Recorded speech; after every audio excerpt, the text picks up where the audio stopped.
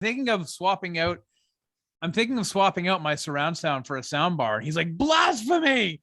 And he goes, what's wrong with your setup? And I was like, it's the Yamaha is old. The receiver's a bit old. It's like 13 years. He goes, dude, don't do it. So he and I were online and he's like, get this Pioneer. So I picked it up and I just hooked up today and holy crap, man. It's completely changed the surround sound in my basement. So nice. Yeah. That's a lesson. Why throw out the old stuff?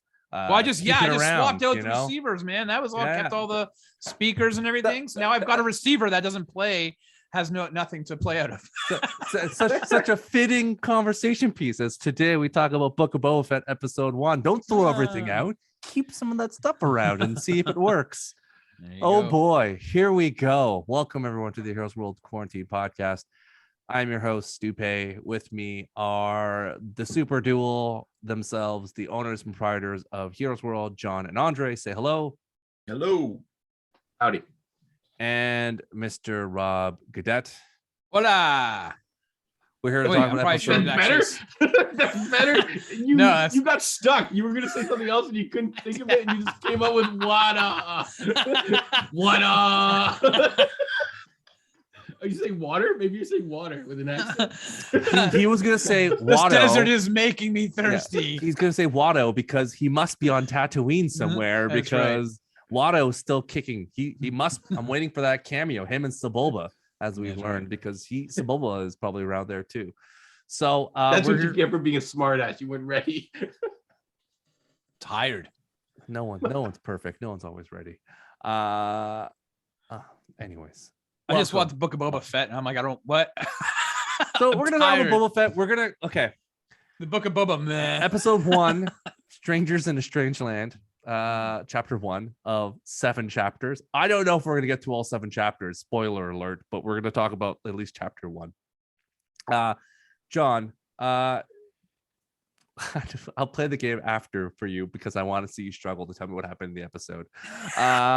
But tell me. I'm not gonna have it, man. It's gonna be a 2 I minutes can't wait. I was waiting for Andre to come back to watch you squirm. And that was my gift to Andre. You know what? Just did you like it? Did I like it? Considering it took me like at least 2 tries to get through it. I'm gonna say overall as a first episode, I'm actually most curious to hear what Andre.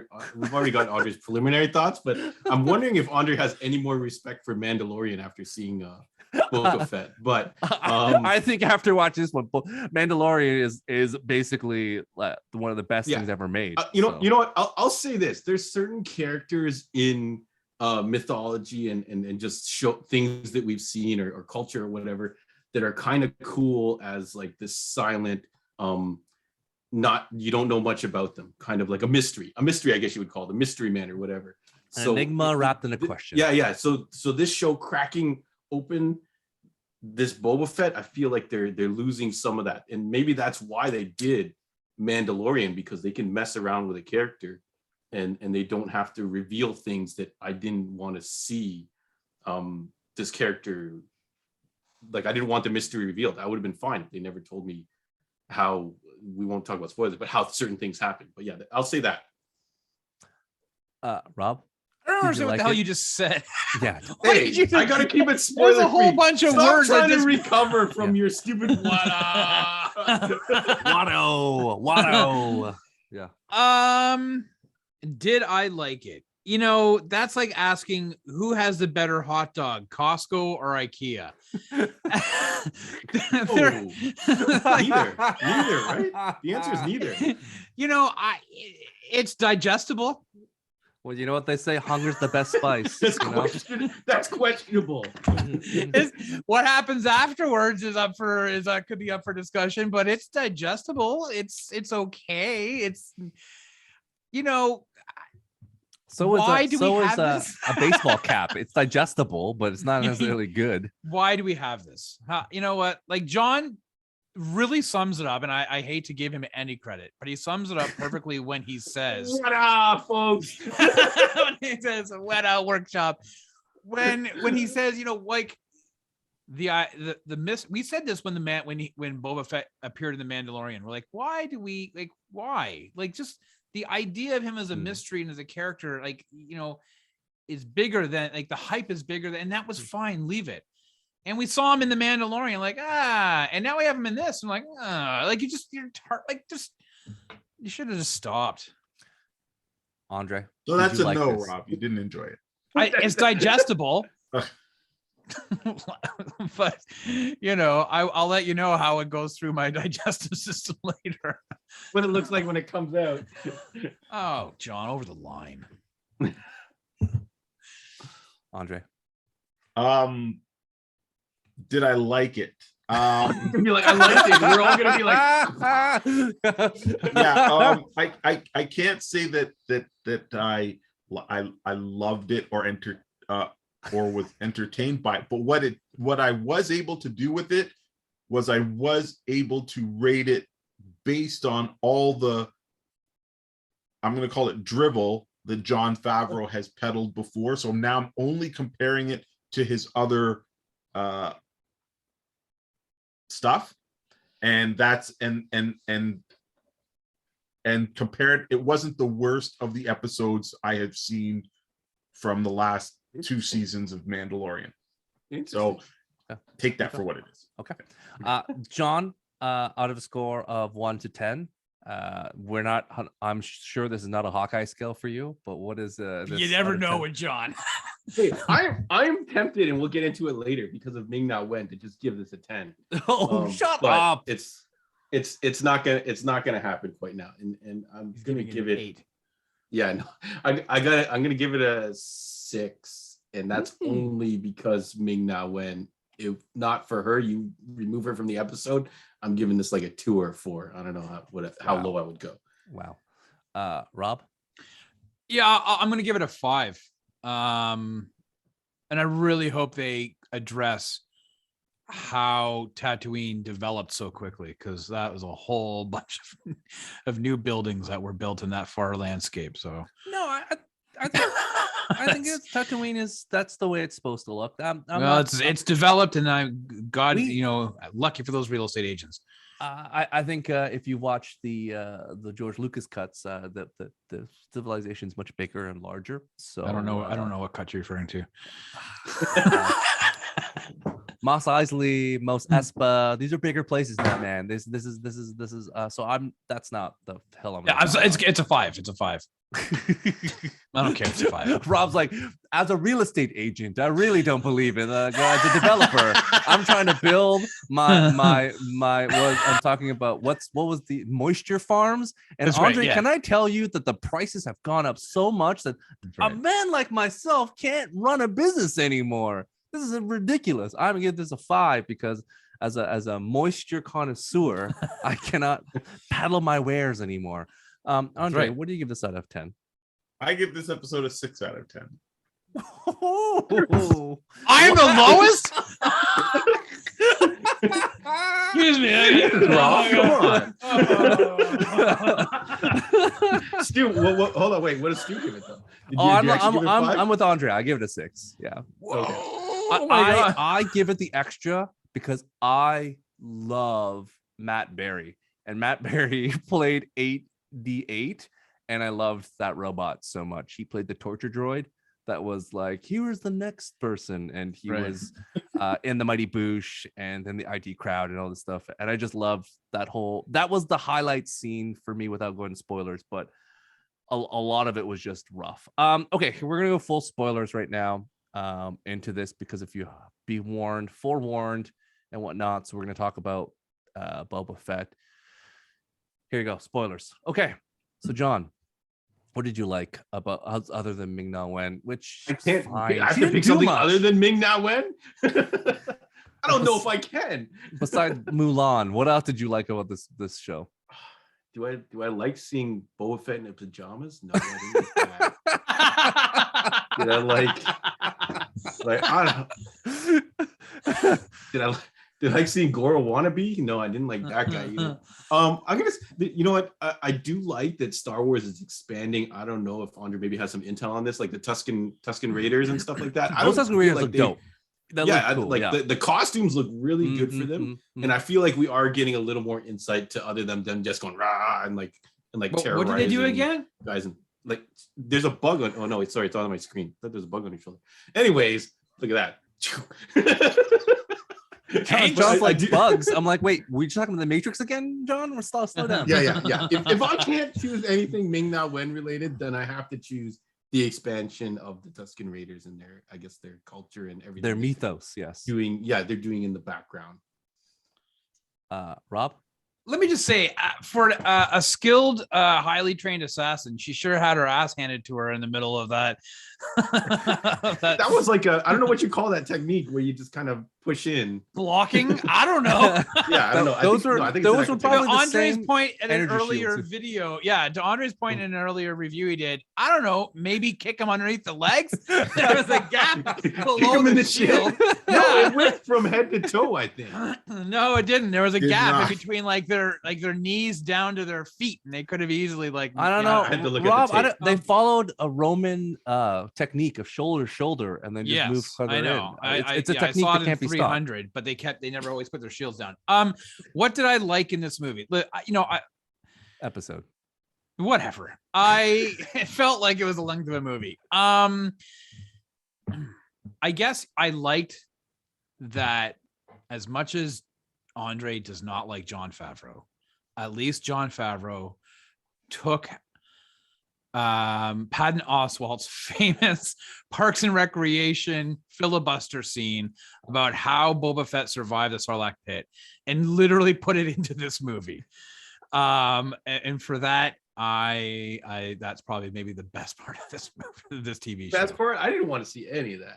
No, Ming-Na Wen was really cool. I did enjoy her. I mean, you could tell the stunt double and stuff like that.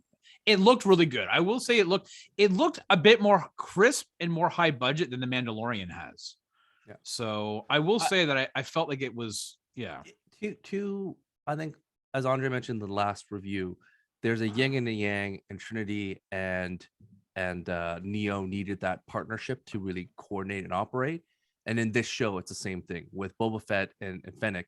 You needed both because Boba Fett's kind of like honorable, but he doesn't have the cutthroat assassin nothing. portion You had of it. to ask her for everything. Ming-Na basically like, can we kill this guy? And he's like, I put my boots on now. Can we talk about this? And like, can we kill this guy? Can we kill that guy? So he needs that. And let's talk about the elephant in the room. The Island of Dr. Moreau. Oh, Before I get to Andre, Mr. Morrison is a tremendous character actor. oh, I'm so glad you're bringing this up. He's good in small chunks. You put him now as the main character and rely on him to do acting, emoting, and he was so rough in so much of this movie, or damn it, Rob, this TV show, where I'm just like I would just think like if you could have cast a new Boba Fett, it probably would have been much better. Like if you weren't stuck with the canon of him as Boba Fett, I feel like you could have done.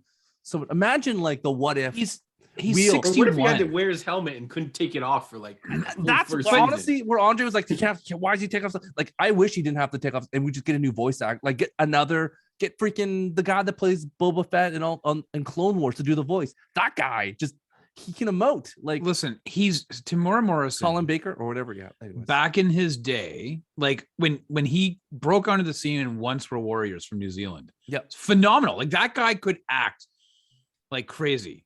Then he did Speed 2 and it went to shit. But he's 61 years old. And I don't mean to be ageist, but I think I had a really tough time looking at this Boba Fett as being, looking at his face the whole episode. well, yeah, look at Island Dr. Moreau, look at Marlon Brando. But I'm saying that looking at his physique, his physicality, like this is only a few years or not, like it really kind of a few years after Return of the Jedi. And you look at how he was in Empire and Return of the Jedi. I get that he was in the stomach of a Sarlacc for a while, but like even getting out of that, I mean, it just did not look. I'm sorry, I guess they were hamstrung by the fact that he played, Jango, all the clones in the Clone Wars, but I really wish they had gone with a fully different actor on this. Like, Andre and myself can talk about how much we love Clone Wars.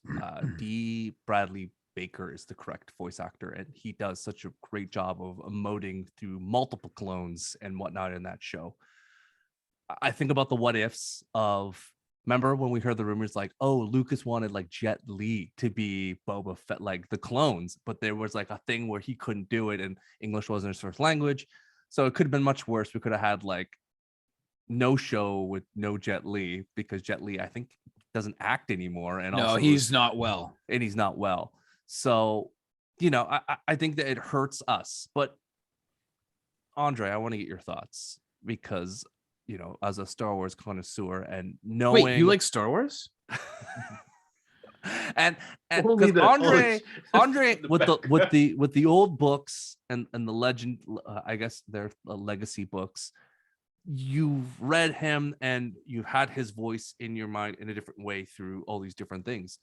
And to watch this show, to see it kind of there, what, like, is it just jarring? Like, where are you? Because you probably know a little bit more about this character than even all three of us right now in terms of the past history. Because Tales of the Bounty Hunter is like the clinical book of back in the day, right? Yeah. I think I don't think it was a bad casting choice to cast him. However, I will say that it was a bad choice of how they chose to tell the story with the Mandalorian and then Boba Fett. If they had just switched it in that Boba Fett doesn't take off his helmet, because we never saw him outside of the helmet in the original, whenever we saw him. And this new, who's the guy who plays the Mandalorian? Pedro Pascal? Yep. Yeah, he can actually act. Have him take off his helmet all the fuck he wants. Then you have a show here where Boba Fett doesn't do it, and we're cool with it, because then it's ominous and scary. Not that he's going to carry his helmet to put coins in it. That helmet is a severe piece of really good technology. Comically exaggerated coins. Yeah, So I think that the thing is, and I've never hidden this fact. There's something going on at Lucas with Favreau and Filoni, and again, and Kathleen Kennedy. I enjoy it. Yeah. And I will keep doing it. I'm gonna keep ragging on Jon Favreau. This guy just likes to get his friends and gets who's already, in there, as opposed to getting maybe the best person for the job. Is it nice that Morrison is there? Yeah, for sure. Have him voice it. Maybe every 4 hours he gets to take the helmet off, but not every episode. You know what I mean? Like, that would have been for a better, I think, experience. And also how he gets out of the Sarlacc and what happens when I saw that, I'm like, yeah, none of this is how I pictured it. None of it is how, okay, forget the expanded universe novels, because that's all gone, whatever. But really, he gets out, gets jacked by Jawas, and then Tusken Raiders just for some reason slap him and make him, we don't even know what they do. Right. And as I mentioned in the other video, they put something in his mouth. A worm. Why save him to just go and make him a whipping boy of for the little not Jawa, sand people children, anyways. They got that hunt for the eggs, Andre. They got the hunt for the eggs. Yeah. Water eggs. Yeah. Anyways, yeah. I don't, Andre, Tamara Morrison, the episode 2 was 2002. So like, that's like, I think you and I are saying the same thing, in that this is 20 years. So he was 41. 40. Listen, I'm 45. Get me to the gym for a little bit longer, and I could be svelte and have the body of of Stu here. But at 61, when you saw him running, he had his helmet off and he was running away. I was like, no, and I was like, he doesn't. Yeah, no, I agree. I think counts for the seniors discount at Shoppers. But like I said, I think those.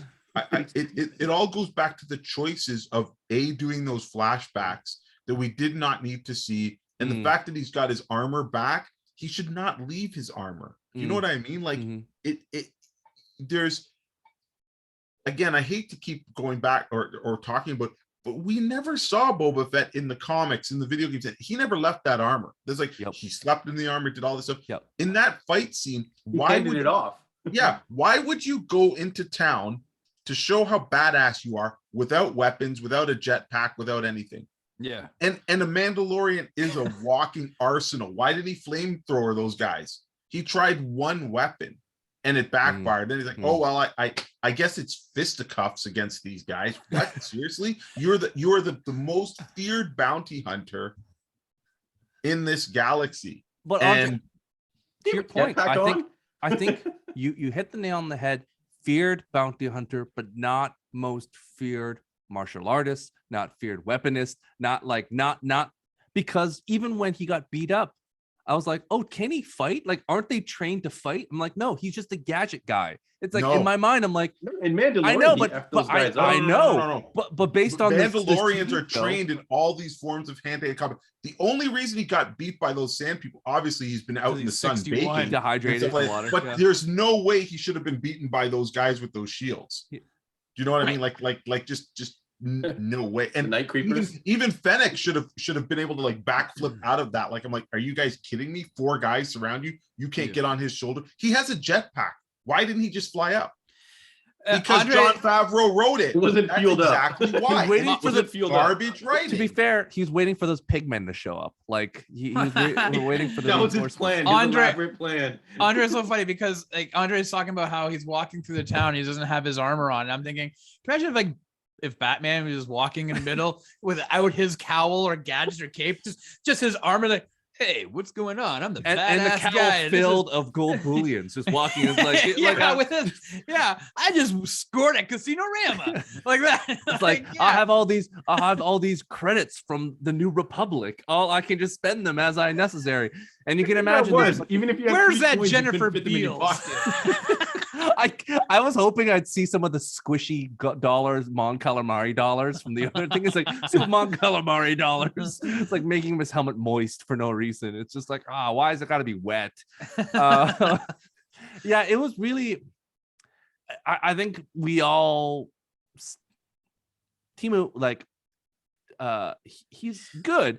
I think to your point, like there was a reason for that first 10 minutes of the movie or television show, it was quiet. Like it was like, there was no dialogue. He's in the tank. He's thinking about I really dug the beginning of it where he's like, he's thinking, yeah, he's thinking of, he's thinking about they got some new shots of the clone facility. They kind of got the new shot of him holding the helmet, and they digitally removed all the aliens in the background from Clone Wars. So I thought there was some cool things, and I don't mind a Western where people are quiet. It was weird. I don't know. I'll get to you, John. Was it weird when they're walking in Star Wars? And I'll let Andre ponder this as I go around the horn. Typically, you only have in Star Wars, there's no real vocals. There's only 2 times you hear someone singing. It's when the Emperor or Duel of the Fates. And I think this is the first Star Wars song in a long time where you had people like chanting in the background. What were your thoughts when you were hearing this whole thing when you're like, oh, this is really different Star Wars, where he's being dragged and then there's people chanting in the background. Did you think anything of it, John, or was it just me thinking about it? No, I didn't really. I was just like, come on, moving along. So I didn't actually notice. Kick his ass. Yeah, I didn't notice any particular music cues at all. Like at least Mandalorian had that. They had that and then all the other Star Wars shows have the Star Wars music, but I didn't pay attention to music at all in this episode. Yeah. No. Rob. Yeah, no, I didn't. I'm not that deep into the Star Wars world to have picked up on that whatsoever. I was just more enthralled with literally Jennifer Beals popping up in the in a cameo. I was like, oh wow, all right. I think it's more than a cameo. Watch that show. Appearance. I'd watch that show. Let me take those tentacles and wrap them around. Andre, did you notice that music? Because I know you and I have always talked about Star Wars, and part of Star Wars magic is music, of course, and recognizing when it should be utilized. I did notice it, and I think that again, my whole problem with not the look of the show. The show looks fine, but Star Wars has a sound and the fact that they fail to use it in Mandalorian and this, and I know you disagree, it's like it, but not all the Star Wars themes are Jedi done, but this show does not sound Star Wars. If you walked by this show in the background, you wouldn't think it's Star Wars, whereas any other Star Wars cartoon or it does have a sound. Like Williams created a sound that other composers mimic and put in those keys and those things. So I think I don't think it was utilized correctly, and it didn't add the right atmosphere to that moment, you know.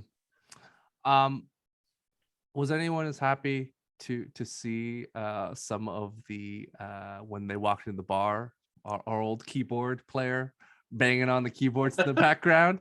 You know, anyone also loving the fact that they remixed the Cantina theme from original Star Wars? John, did you care about that at all?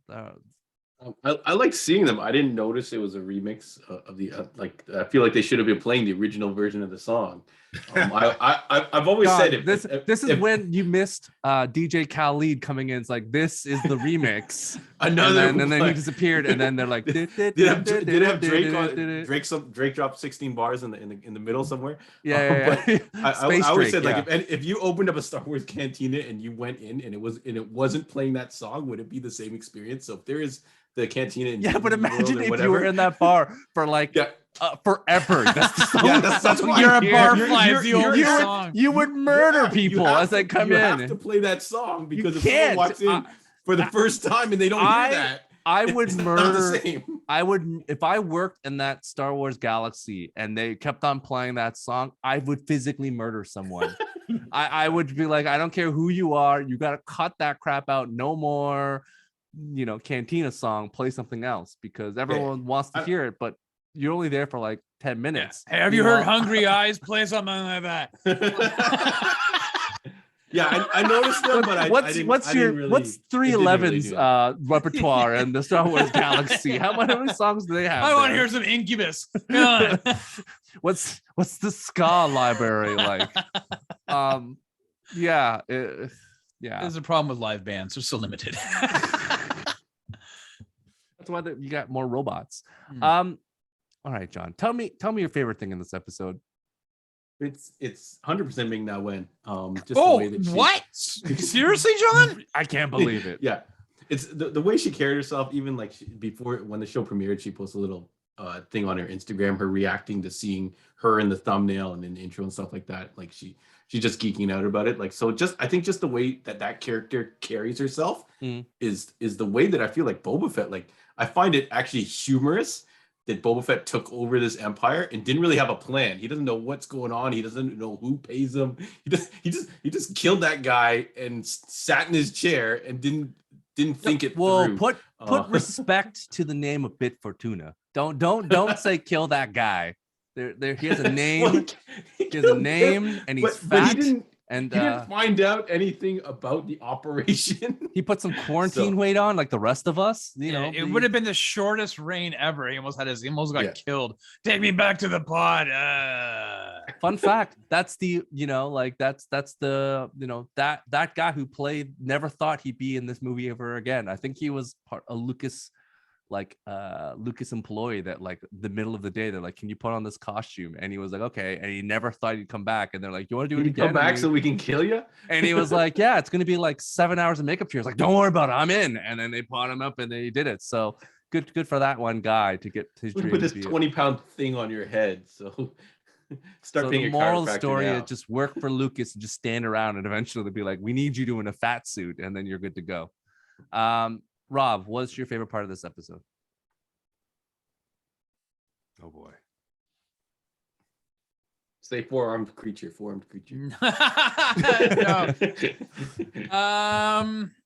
What What How was about the guy my with favorite? plungers for fingers? That guy with the... Yeah. I don't have anything. You got nothing? You got nothing? John, you got nothing? No, I guess even though the scene is in the desert, at least like the interaction with the sand people, like we said, being dragged out there, it made me laugh every time I saw him. His head looked like a the testicle of a 7-year-old. I was just he looked like a jacked he didn't look Hans jacked Moman. at all. He looked like a jacked Hans Moman from Simpsons. He's like the Hans Moman character, and he was like just walking around. It's like kissing a peanut situation. Yeah, it just helping the kid, ripping the head off of Goro and then bringing it back and being like, yeah, I'm coming back because I had nowhere else to be and y'all got food. So yeah, sure, whatever. The problem is this show that there's nothing that stands out as being in the positive column. It's all ridiculous. And so is it negative that it's all ridiculous? That we're all talking about, we can remember all the worst stuff and this ridiculousness of it all, but we can't remember anything that's actually really decent and good. So that's a problem. Boy, Andre. The opening scene where all those different the people are coming in, and I like the guy, he's like, Ming-Na's like, he wants tribute, and he's like, I'll let you leave with your life, you know what I mean? And like again, it was that was the highlight of the episode, and it was how early on, and then everything it's like 20 minutes it just goes in. And how short was this episode? Short. It was short. Like I just don't get what they're going with. There's so much that they could do, and we've seen so many cool shows. Like The Witcher, 40 plus minutes per episode. Like not 40, we're talking about 50 plus. Like there's stuff depends on the episode. Like some of those episodes were 3 hours. We just came off of Hawkeye. Like, talk about a dichotomy of between two properties. You come off of Hawkeye and each of those episodes, and you go into this. And yes, Marvel, Lucasfilm, but still under the Disney umbrella. Okay, yeah, but that's a good point, because wasn't a lot of Hawkeye taken off of Matt Fraction's run? Yeah. So I don't know, a lot. No. I think the art the was, DNA, the art and some of the pieces were, but it wasn't completely all of Matt Fraction's run. Well, no, but it had the dog, it had Pizza Dog, it had the Tracksuit Mafia. Yep. It had Kingpin. Listen, either way, all I'm saying is Matt Fraction's a writer, and he's a pretty decent writer. And then we've got Jon Favreau. Clearly can't write. Like you said, this episode he made Swingers. No, I think Andre's point is, like, some shows would kill for an extra 5 minutes to tell their story. Yeah. And then this guy's calling it in and closing up shop early, basically, is what you're trying to say. Yeah, and like he could have had another 10 minutes, but he was like, no, I'm done, I'm good. But not only that, well, he's not taking this plots from somewhere else. I think he said, like you guys have said, or not you guys, Stu knows a little bit more about writing. Yeah, maybe there's 10 writers. But I'm ragging on Favreau because it says written by Jon Favreau. He gets top billing. So either get somebody else to get top billing so this shit is better, or I'm going to keep blaming it on him. And you said it, Rob. There's nothing in this episode. If you don't, like, could you imagine? Let's just pretend for a moment that all you've watched of Star Wars is the Mandalorian. And then you're like, oh, this is another Mandalorian. This is a spinoff. This is a continuation. I'm going to watch this. What the hell happened?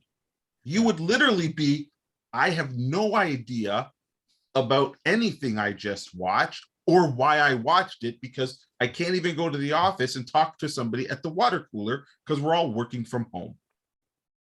So it's just, there's 8 episodes, 2 or 7? 7.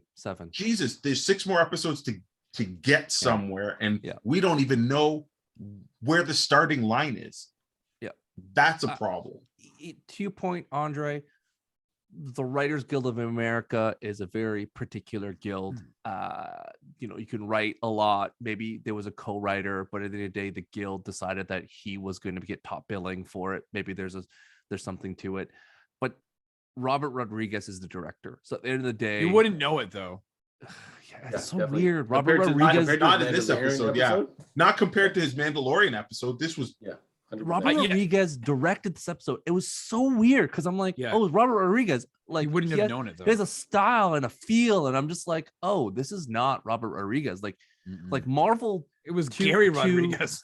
To like our dismay, takes writers and directors and fits it into their kind of bubble, but then you got a little bit of flair to kind of do what you want a little bit. Like you look at like Bert and Birdie, these two people that never done action coming to Hawkeye. It was tremendous. And then they flame out every once in a while. You get a person like Alan Taylor who directs Thor 2, and you're like, boop, pull this guy out of here and left never again. And you get some good directors, right? Like it's a kind of a crapshoot. But Robert Rodriguez, we typically, he's done good and some bad. The good was decades ago, and now he's doing more kids movies. But yeah, for this, I Rebel Without a Crew, like you have money, you can do this. This is Lucas. So weird that it looks so odd. And to your point, Andre, Jon Favreau can write. He just hasn't written anything good in a long time. So he gets. Or you're right. Maybe I should say Jon Favreau can't write Star Wars. If you'd rather me put quotation marks around but even then. But again, he's not even writing Star Wars. He's saying he's a Western fan. This does not feel like a Western. This does not feel like anything. Yeah. And that's a problem. So yeah, maybe we'll say, oh, by episode 6, it all comes together. Yeah, because I'm looking at Robert Rodriguez's like last couple movies, and I'm just like, oh, like I'm just like, oh, he hasn't done a good movie in a long time. Like, really, like 2020. We can agree that his Mandalorian episode was better. We Can Be Heroes. He did Alita, Battle Angel, Sin City, A Dame to Kill For, Machete Kills, Spy Kid, All the Time in the World, Machete, Planet Terror, Sin City, Once a Time in Mexico, Spy Kids, and From Dusk Till Dawn, Desperado, El Mariachi. So really, I think, are we overinflating how good a director Robert Rodriguez is at this standpoint? Rob, you're on mute. You're on mute. Sorry. His directing style, unfortunately, he got overshadowed in the 90s by Tarantino and whatnot, but he's from that same genre of filmmakers that changed things quite drastically with El Mariachi and then Desperado. I don't begrudge what he did. I mean, he was the proto Tyler Perry. He built his own Troublemaker Studios out in Austin, Texas, and funded all of these Spy Kids movies and everything else all by himself, and made massive amounts of money on it, and then reinvested it into the studios for other people's projects and this and that. And then he did like the Sin City and this. I think he's a fabulous director. And if you look at everything that you've rhymed off, a lot of those take place in Texas or the desert type environment. And look what he did with Alita, Battle Angel. I thought it was, you could see a lot of his El Mariachi and Desperado stuff from there. I think he's got the chops. He proved it in The Mandalorian a couple of times. I just don't know what happened with this one. It was a misfire. Or maybe he purposefully didn't want it to, he tried something different and just didn't want to have the quote unquote Robert Rodriguez. It's asking Tarantino to step up and do a Star Wars stuff, and he's like, I don't want to do my shtick. I'm just going to direct it a different way. And look at Kevin Smith. Like, everybody knows a Kevin Smith movie, but then he directed one of the Flash's most poignant episodes, written by Zach Stentz, but you wouldn't know it's a Kevin Smith directed episode in season 3, I think. And yet it's one of the most amazing episodes of the Flash series to date, but you have no idea it's a Kevin Smith episode. So maybe he just changed it up a little bit. Sometimes directors are better off in parameters and need a little more direction and budgeting and direction. It's kind of go back to the Matrix, right? Like the Wachowskis in the Matrix 1 had kind of more of a box and direction, and sometimes when you're given the keys to the kingdom, you can overextend and do a little too much. Same thing you could say with J.K. Rowling and Harry Potter. You could tell when she stopped using editors, when she just basically like, I'm gonna write whatever I want, and then the books got out of hand, and you're like, why is there 120 pages of Quidditch? So but to your point, Andre, with Jon Favreau, I would technically say he's written one good thing, maybe 2, and since then it's all been mediocre or whatever it is. Like, he really hasn't really written a movie since 1996, 2001 was the last time. Swingers and Maid. So then he shouldn't even. You know what they should say? plot by or concept, like the story by, and let somebody else bring it to life or whatever. He can still direct or co-direct or whatever the shit he wants to do. But like realistically, like after 2 seasons of Mandalorian and now this doesn't shape up to be looking stronger than the Mandalorian, when technically, although Boba Fett as a character we didn't know a lot about from the original trilogy, he's massively more popular, and there's a ton of source material they could call from. So if you're gonna give people, like, if they half-ass this and mess it up, and Boba Fett isn't like this supreme badass that we've all thought he was, what's the freaking point? You know what though? This could be, because we talk about it's supposed to be a Western, and we know obviously nobody's hiding the fact that Tamora Morrison is older. Maybe this is like their version of Unforgiven. This is their Star Wars Unforgiven. That could be true. I think on the plus side, Andre, I don't know what the hell you're laughing at, John. John, don't. On the plus side, Andre, Dave is probably too busy with the Ahsoka show to do this. So maybe that's where Favreau's moving away, and Dave is doing the Ahsoka show, and we can just worry about that, because we do know Ahsoka and Obi-Wan, and Dave has been really been putting all his energy into the other shows. So again, I'm happy with if this is the sacrifice that Favreau just does Book of Boba Fett and Dave does Ahsoka, put him over here, so and does Obi-Wan, then I'm like, cool. Like you've done God's work. Give him Boba this to Fett. play with, and he won't. You do the cool thing that you do the one that, like, really, frankly, we're critical of, but most people are like, oh, it's Boba Fett. Yeah. He has a flamethrower and he has a rocket pack. Like, cool. You do that, and then I'll deal with probably one of the most important characters in Star Wars, Ahsoka. Right. So let me deal with that one. So hopefully that is the case, because I'm sure that Dave will have the written by credits on these Ahsoka episodes, and they're probably only going to be like 5. Really, what episode in? Like, all I care about is the fact that, Ahsoka's coming. We do know that's going to, we have, Ahsoka, we have her. Obi-Wan's coming first, though, no? Yes, Obi-Wan. Yeah. And then we know that Sabine has been cast. We know that, we know Ahsoka's been cast. So that's all that matters at this. And then Andor or casting Andor is coming out as well, right? So so we're getting Andor and Obi-Wan and Boba Fett basically in 2022. Yep. So does that mean Ahsoka's 2023? It's set to film in March of 2022. I think it's already filming. No, I don't. I think it's supposed to start in March of 2022, because right now all the I think they just wrapped up on. I thought Obi-Wan just wrapped up. Rosario posted that she was already filming. Maybe, but again, maybe she's working like out, getting back in shape or whatever. But again, I don't know, because of COVID and what's going on. But at least we know that Obi-Wan and Cassian Andor are done. So like, we'll get those ready to go, and then we'll see what happens. Like, again, division of labor. I'm happy if Boba Fett took one for the team, and this it's only one episode so far, right? Yeah, but again, we've talked about how important these first episodes are. We look back at like Loki, we look back at WandaVision, we look back at like Captain America, like Falcon Winter Soldier. We look back at Hawkeye. We look back at What If. We all raved pretty much about every one of these first episodes, and then we were all slowly just leg sweeped until episode 2, outside of Hawkeye. But like all the other ones were like, oh, episode 2 was not as good as episode 1.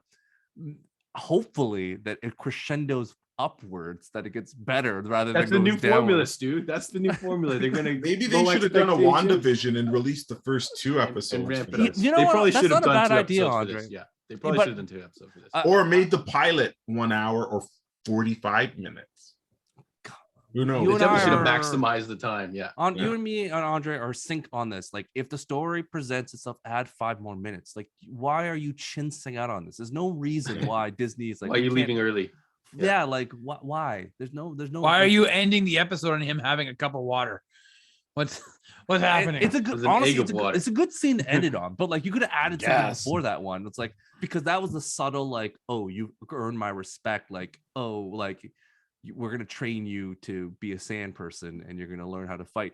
And again, that whole fight sequence, I'm like, how is there not his head like split open? Because when he fought a bunch of like stormtroopers, like the helmet basically broke because that piece has like that metal, like that little like horn piece.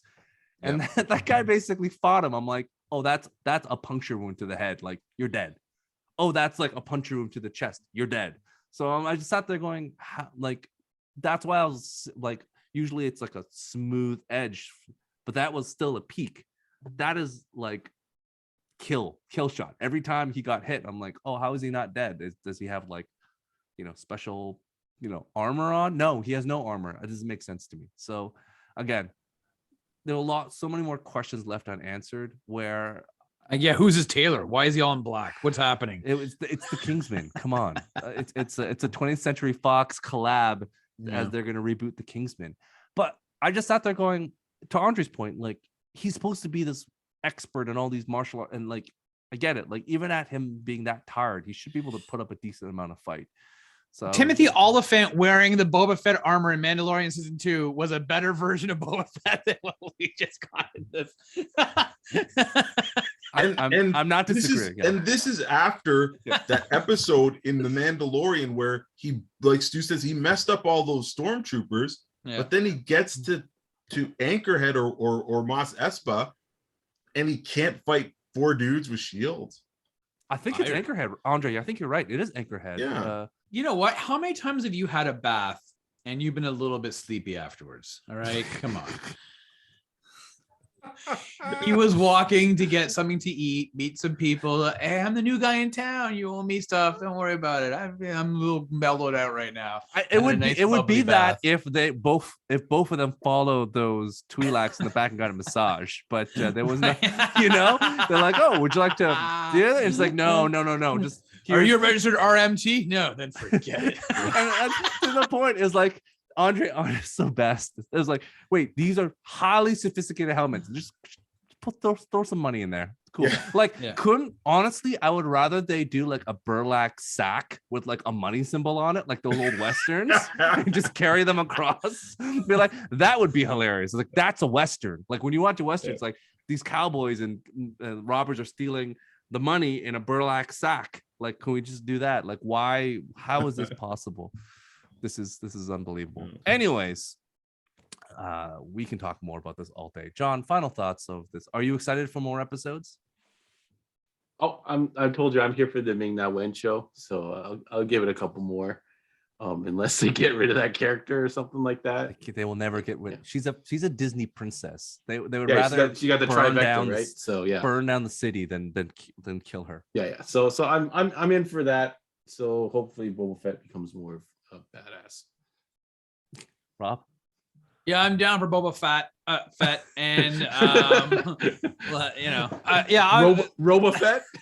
Yeah, it's like having me rolling around in the outfit. So, yeah. Whoa. Let's give respect to Mr. Morrison. He's in better shape than you are for sure. Yeah. Even though he's I'm definitely gonna watch it. Yeah, listen, I'll watch it each week. There's 7 episodes. Sure. What the hell? Sure, I'll watch it. I'll watch everything else. Could be worse. Yeah, it could be. Could be The Witcher. Witcher not for Rob. I just do it to irritate Andre, although he's frozen on my screen, so I don't know what his expression He's is. laughing. Don't worry about it. He's laughing. Okay. He's also giving you the middle finger. So yeah, fair enough. Yeah, fair enough. Yeah, and now there's 2. 3 now. You don't want to know where the other one came from. Andre. It'll probably get 1 more episode for me, and then after that, that's pretty good. That's pretty good. After that, I couldn't give a shit if it gets better, because honestly, these things taking too long to get somewhere. It's just I just don't have the time for it. Like, you don't want to grind it out to enjoy. Yeah. Andre, the fact that you gave this a 6 was already a miracle. So the fact we're all shocked. But here's the thing. What? Now I have to rate it based on the drivel that he can do. Right? It's unfair for me to expect to put it in a different category and stuff like that. So. He's right. Yeah, we told Andre that. Yeah, to rate it on the scale of what to expect from these guys. The Jon Favreau bar of excellence. There we go. All right. Perfect. So we'll get at least one more episode with Andre. Let's see what happens. We'll see. We'll do the over under. We'll see how many people can how long he goes on for before he bounces. Andre gonna eject Osito. All right, everyone. Yeah, Desposito. Yes, it's sweeping the nation in the Star Wars canon. Desposito. Okay, there we go. John, Andre, where can we find you in the internets in the desert of the real? Yeah, on our socials, Heroes World Online, that'll take you to our Facebook, Instagram, YouTube, and the website. So if you want to contact us digitally, if through any of those means, you can go ahead and do so. Message us through those, whatever you want to arrange. If you need something shipped, if you inquiring if we carry something, that's your key there. And if you're listening to us on the audio, Heroes World Podcast on iTunes and Spotify, you can now rate us. So give us 5 stars if you like our content. On iTunes, you can give us a quick review. Helps us out a lot. Thank you, everyone, for always sharing our stuff and tuning in and having some fun with us on these types of things. And Andre's got the lowdown on where you can find us in the desert of the whatever you want to call it. The desert of the real. Yeah, the tattoo. John, you just watched the movie. Yeah. So you can come by, drop by our store. We are open 5 days a week. From Tuesday to Saturday. We're in Markham, Ontario, 8601 Warden Avenue. We've got everything from comics, action figures, games, board games, card games, miniature games, you name it, we've got it. And we're always ready to recommend something to take your mind off of the current woes of the world. So come on by and check us out. And again, any big or small purchase is most welcome. Small business owners like John and Andre really appreciate whatever it can be.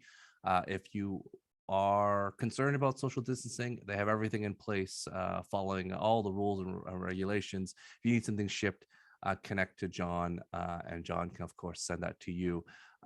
We appreciate it. And as always, if you cannot do it in money or in Mon Calamari dollars or New Republic bucks, please Comically large coins. Rate and review, and as John mentioned, give 5 stars if and make a comment like Rob and Stu smell like poo. We're good with that, whatever it is.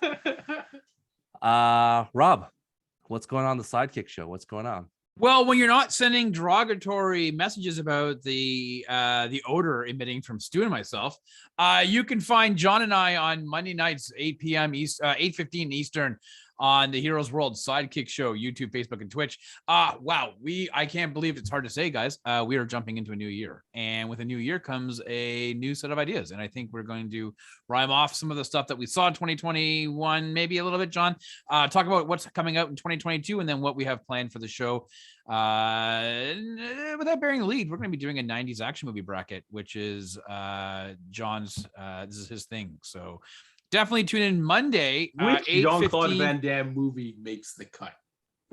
John, actually, what John wanted to do, Andre, that you didn't realize is that he wanted to do a Jean-Claude bracket with all the best Jean-Claudes, but he realized Jean-Claude Van bracket. There's only one. There's only one movie. Jean-Claude. Bloodsport, So. that was it.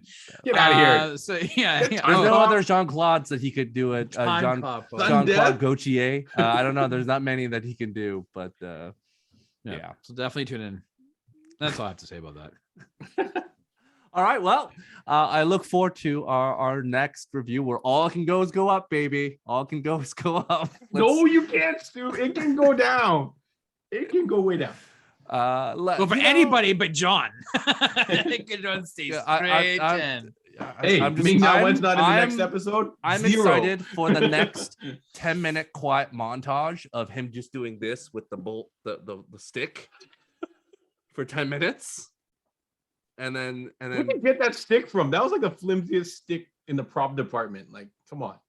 I'm just ready for more silence and give him a lead pipe at least. More Matthew Berry as the torture droid. I'm all about this. It's great. Thank you so much for listening. Thank you very much for watching. Have a good one. See you all later. Bye, everyone. Take care. See you.